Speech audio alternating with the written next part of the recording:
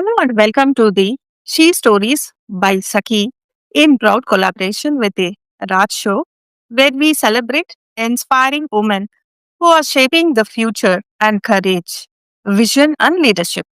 I'm your host, Raj Lakshmi, and today conversation is truly special. We are honored to welcome Kasturi, a transformational HR leader and business consultant with over 25 years of experience across global capability centers, startups, and mid-sized organizations. An alumni of an Indian Institute of Management, Bangalore, Kasturi is a pioneer in employer branding, diversity and inclusion, and people strategy. She has not only built successful organizations, but also empowered countless individuals along the way. Beyond her corporate achievements, Kasturi has contributed passionately to social causes.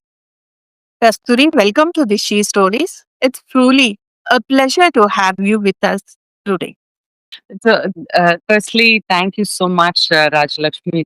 It's wonderful being here and to know about what you have started to support and empower other women. It's really truly honoring me to be part of your show. Uh, yeah, in any space within the women forte has been my personal interest and area of work as well.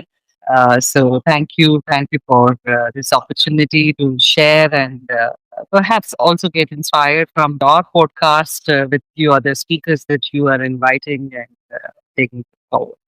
Right. Um, so, I mean, to let me share about myself, I think you have touched upon all the facets of my life. On the personal front is something that perhaps there I am I'm mother of two teenagers, a daughter and a son, and back in my family I have two younger sisters.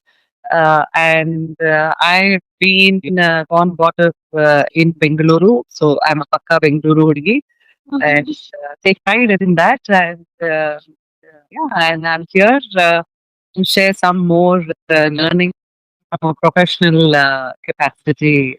That. Thank you. Okay, thank you. So I let's start with your story, Kasturi. Could you walk us through your professional journey, the defining moments and milestones that shaped you as a transformational leader? Uh, yeah. So if I were to sum it up about the whole of my career, maybe I can start this way that I'm born as an elder sister, raised in a upper middle class in a joint family. This rooted my ability and capability of raising what to the level that I am.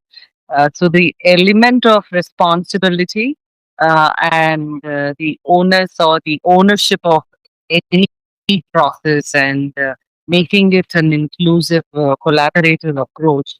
These are something that comes to me very naturally.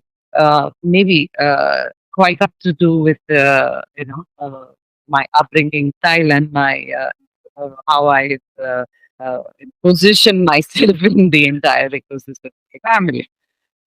So there are times where my some of the team members have also expressed how it has defined them to work collaboratively with team spirit, even past their team changes.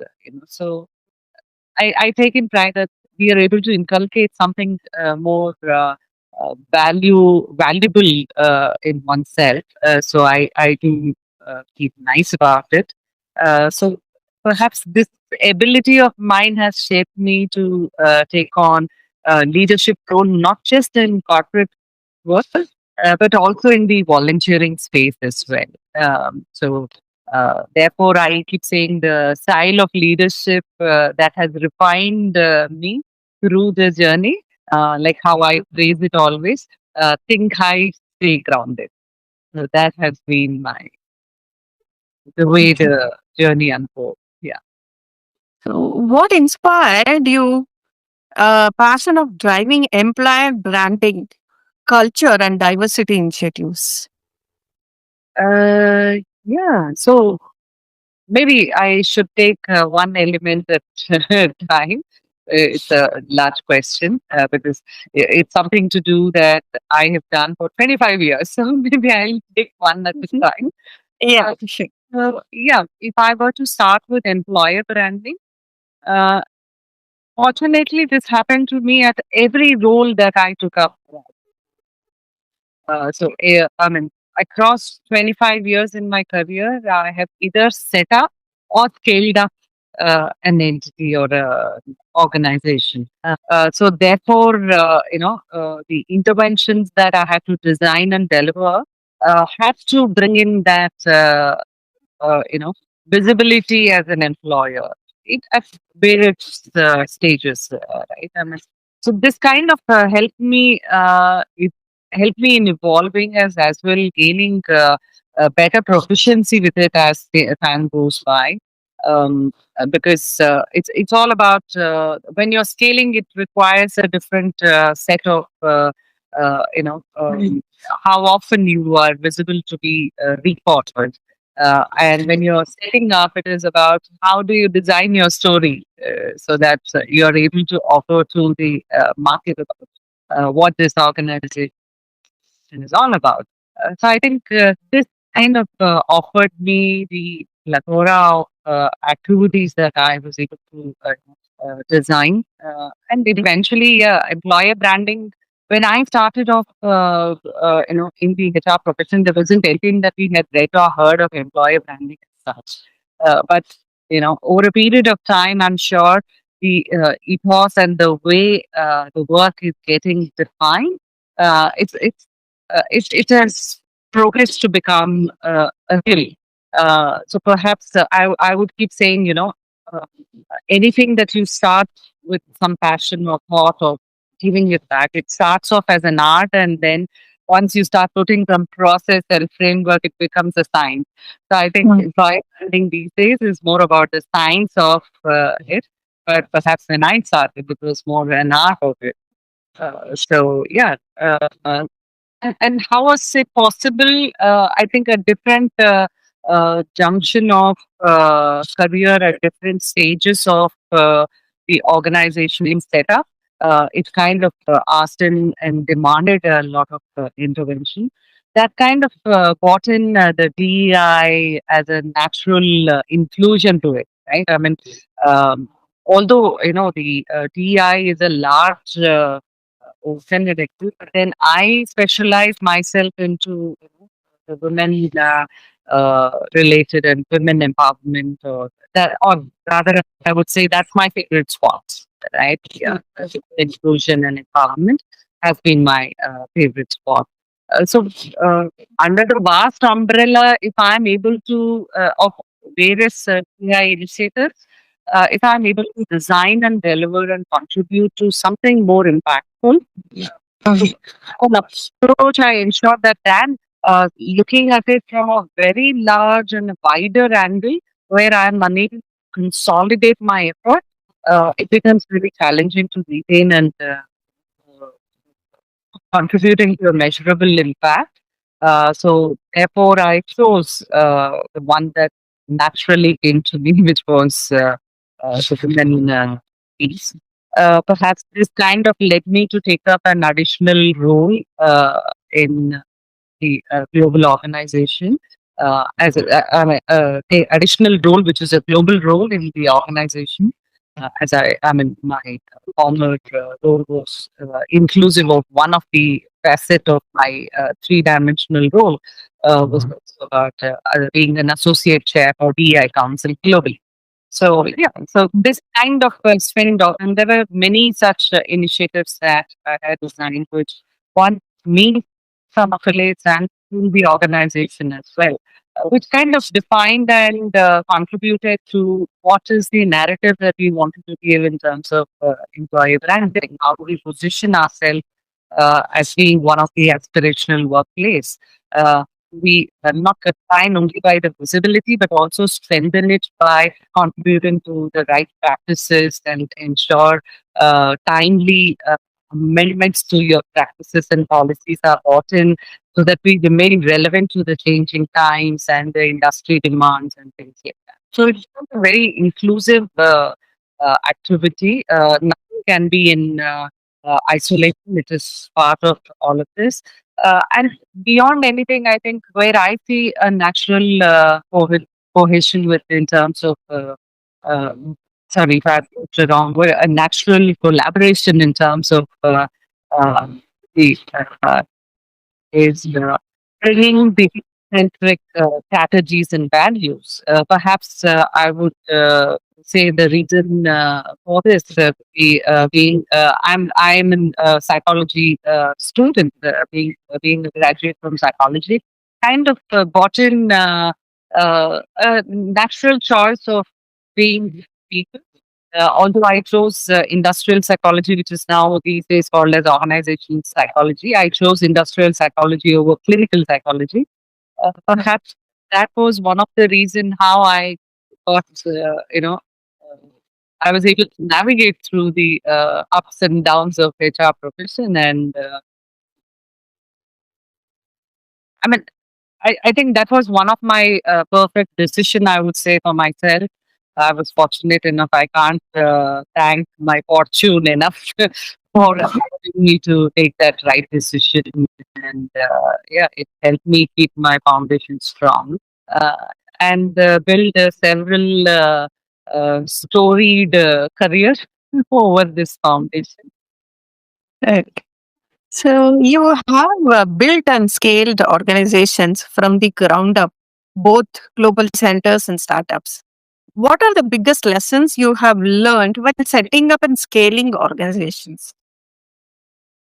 So while crafting my own career, Raj, it was also important that I bring in relevance to the organization. Else, I'm not justifying my role. So, therefore, it was so important that I am very crucially aligned to the business purpose. So, while we need a profession which is purpose driven, we also need a profession that is aligned for the business values, right? So, that that becomes an unchanged element, be it at whichever stage or whichever level one starts in their career. If this is kept intact, I'm sure all of us will be able to serve through our career choices. Now, coming in specific to the challenges between setting up and scaling the organizations, um, while both of them act hand in hand, I think one of it will lead as a segue to the other. But it does have a different notion. I mean, it can be a coin having both the sides, but then which side you flip at that point in time is what is relevant. So how I would, kind of subtly distribute, not what to say, concrete, bifurcation, but a subtle efforts distribution that can be, understood is while setting up what is needed is perfection, but while scaling up, what is needed is precision. I mean, that's how I would look at it. Because if you have not set it right at 4, you can't correct it at 40, and you will never be able to do it at 400, and you can't really imagine to set it right at 4,000. So therefore, that perfection is needed in the time of setting up. While scaling, it's about precision. How quickly and accurately are we able to, take this? And perhaps this is also one of such ability of um, how agile one has to be while setting up. And as we scale up, it's more about coordination, right? I mean, having the agility of doing anything by anyone and everyone is so crucial in those initial stage. But later on, it kind of gets into departmentalizing things. So it becomes very crucial how we design coordination in the organization. That further contributes. But what remains relevant across both the things is, how is vision and value being married together and goes hand. So that's how it device. So, the world of work is evolving faster than ever. So, how do you see the role of HR leadership transforming in the next few years? Mm, this is a big question in itself, and then a lot, to be bought in. If I were to look at how, there are a couple of things that are contributing, right? These days, the world of work is getting redefined with digital transformation or transition, one could add, right? With the advent of AI, it becomes even more faster and swifter. So therefore, in some space, it is enabling efficiency for sure, and in some space, it kind of leads the way to digital divide, right? Um, so that is perhaps a new challenge that the industry in large is going to face, and we are all talking quite a bit about it. And specifically to the organization, depending upon its level of maturity, where it is placed, it needs a lot of reinvention of many places, right? So when we come in, when we funnel this down to the function, the role of HR, it is no more going to be confined to policies and practices or processes, writing about all of this. It is going beyond and helping performance that paves to profitability. So we need to bring that relevant. I think startups have beautifully demonstrated it well. But now scaling that to a large corporate is not just like a, what to say, cut and format that can It's a hurdle process to adopt. absolutely. Mm. So ways of working has to be differently placed for each sector, and each setup is going to be, quite different. In fact, I read I mean, in one of the research finding I did read, it was quite alarming to see that it's only 18 to 20% of organizations are stating that, they are future ready. So which means Yeah. there's so much to be done, and Correct. so for early starters in the HR space, don't fear. There is so much of work that is needed, and maybe if it's okay there, I can also bring in the reference of a joint work that we did from NHRD Bangalore chapter and CHRMT. We did a deep research to Mm. work on, I mean, we had both qualitative reviews, interviews, as well as surveys that was conducted, and close to 225 HR professionals have contributed data and the notion. Based on that, the white paper that we released was, the future of HR, aligning people, technology, and practices. I mean, happy to share the link for your viewers if they would want to take a deeper reading. So yeah, so that's something that, I mean, where it also calls out, the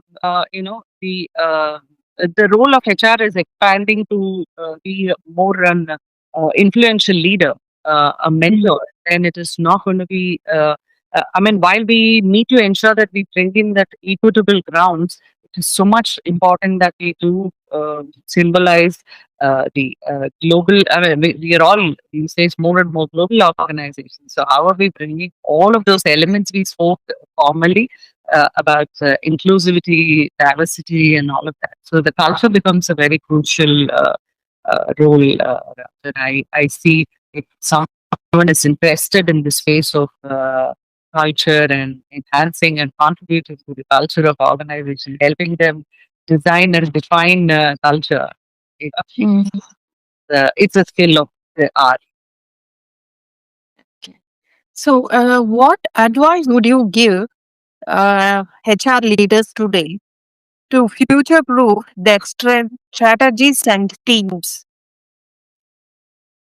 Good advice. Okay. And depending upon where they are starting their career, I mean, for the virtue of being able to talk to some of the students when I've gone in as a speaker for various institutes, I kind of get to hear their apprehension about is HR really a career for the future? I mean, is it just going to be replaced? And obviously, we all know that AI is here, and we are going to be, let's not shy away from the fact that we are indispensable and things like that, and then that will be there. We are going to be affected. So therefore, it is important that we become relevant and skill up ourselves. And this is quite relevant to the ones who are already in the profession as well. So to remain relevant to the times is something that we will have to ensure. And maybe it might be good to share few things that I read in one of the report from Center of Creative Leadership Labs. If I can share these, I can kind of give Yes, an yes, yes. anecdote, and I'm sure people can dwell upon more on this. Is how we need to shift our ways of working, how we need to transition ourselves from being a technology shy to a technology savvy, from looking at how do we bring in metrics for analyzing and interpreting the value of the interventions, but rather, give it more insight through the data, not just measure it, but also give insights.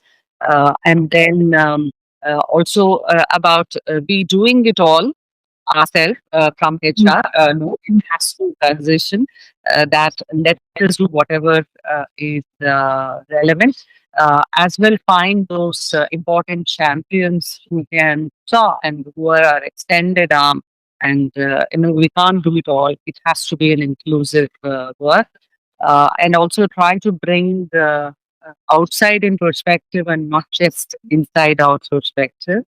And then another very important thing that was called out is moving from being the chief human resource officer to the chief employee experience officer. So this was something that I really liked because the work that I have done in terms of culture and all of that, uh, you know, funnels down, or the true value of the culture is what it's brings in the employee experience. We talk about experience across all the business levels, right? So it's important that we understand that you have a happy employee going back, you have a happy employee coming back to the work, and it's so much ingrained. So that well-being is never negotiated. So all of this becomes very important, and yeah. So we are no more just enabling function, but we are also prescribing function. I have seen now, once the employee leaves the company, they will not have any touch base with any of them. I mean, personally they have, but officially they don't have. But now I have seen some of the companies inviting the ex-employees also to some conferences or some events, gathering. So they invite more ex-employees also to come and join. That's a good initiative. Absolutely. See, it's an alumni engagement, right? You never know when the doors are reopened Right. and when it's season. So if someone has, one of my former leaders from whom I have inspired a lot kept saying, even if we were to recruit someone and train and then lose them to the market, don't measure it from an immediate metric of, retention versus, resignation value. But look at the kind of, enablement that they are going to do about our culture, and then, try to imbibe those value systems that they don't want to leave. that said, I'm sure all of us at different stages of our career, we would want to. I mean, sometimes we outgrow the role quite a bit, right? I mean, that's how it happened. My recent exit has been that I have outgrown the. So I mean, and an organization can only offer can kind of point in time offer. So, but how do I ensure that I keep it on a good and a positive term, that when the role has enhanced and brought in a larger perspective, I am being considered there. So it's both the ways. Employee also has to ensure that the reputation that he or she has earned is never negotiated. At the same time, employer or the organization also has to ensure that the experience is so well set that one would want to come back. Right, right. So, the outside of the corporate world, you have a deep commitment to social causes and vibrant personal passions. So, how do your experiences as a biker, a luxury car enthusiast, and social contributor shape your leadership journey? Uh, that's a crucial one. And you being a biker yourself, I'm sure you'll relate to this fact that, uh, I'm not sure when I acquired it as a skill, Hmm. it was more about, I just wanted to learn. It was nice to have those head turn when you are riding a motorbike and you're Okay. at the same time, it kind of made me feel. I mean, after I acquired and then started participating in some of the biking, rallies, and it kind of made me feel that it's offering you a level ground, which is perhaps always considered or relatively noticed as a male energy, is now can be. Imbibed in us as well. So therefore, it kind of gives us that level play. Um, so that's about the skilling. But how am I endorsing myself? So yeah, eventually I raised on to get into a luxury car convoys as well. So it kind of made me feel that if I'm able to endorse my ride or drive for a cause, then the pleasure and purpose is both met. Uh, right, and the time is well utilized, the energy is well utilized, effort is well utilized for a productive usage. Perhaps this is truly sitting well with my value that is deep within me, is paying it forward. Yeah, so that is the value that keeps me driving. So yeah, it's not just about this, it's on the various other social causes as well. I mean, currently, I think what I had kept as my passion, I mean, I was sharing with you what was my hobby and passion, is now kind of becoming my full-time work. I'm enjoying that space, definitely, but now I need to now evaluate what is that I should have as a hobby when my hobby is now become my profession. Yeah. So yeah, so it is an opportunity to reinvent oneself. Correct, correct. So it similarly became for me also passion became my more of profession. Not exactly a profession, but now I've started doing a speaker session using my adventurous sports, Look both at hiking and motorbiking. wow. So we teach leadership session for has how especially for college kids and all, it's more important for them to be. So I Very take the example taking using my adventurous. oh wow, very nice. It will be interesting to read about your hiking experiences. Sure, sure, sure. So next, our last round, it's a rapid fire one word round. So before wrapping that, we'll have little fun. So Sure. in your whatever a word comes in your mind, you can just tell. Leadership is a Sorry, come again. I'm sorry. leadership is a Leadership, responsibility, okay. Diversity means uh, being belonged, okay. Oh, you Passion, want one word, then it is belongingness. So, because you wanted one word, being belong becomes two words. So, belonging. okay, belonging. Okay. Passion outside work. As I mentioned, that's what currently I am doing. So, if I have to give a one word, uh, passion outside work is purpose. Okay. A value you never compromise on. So this, I think, I need to give a phrase and not a word. So the value that always keeps me going, and is something that I train my teenagers as well, is do right things to get right things. Okay. Success feels like A journey. love this answer actually. So, Kasturi, it's been truly inspiring hearing your journey from building organizations to building movements for inclusion and social change. Your leadership reminds us all that when purpose meets passion, real transformation happens. On behalf of Sakkhi and the Dark Show, we thank you for sharing your story with our audience. We wish you continued success, joy, and impact in everything you do. And to all of listeners, thank you for tuning in. If you love this conversation, follow She Stories by Sakhi and the Rap Show for more inspiring journeys from women who are making history today. Until next time, stay strong, stay inspired.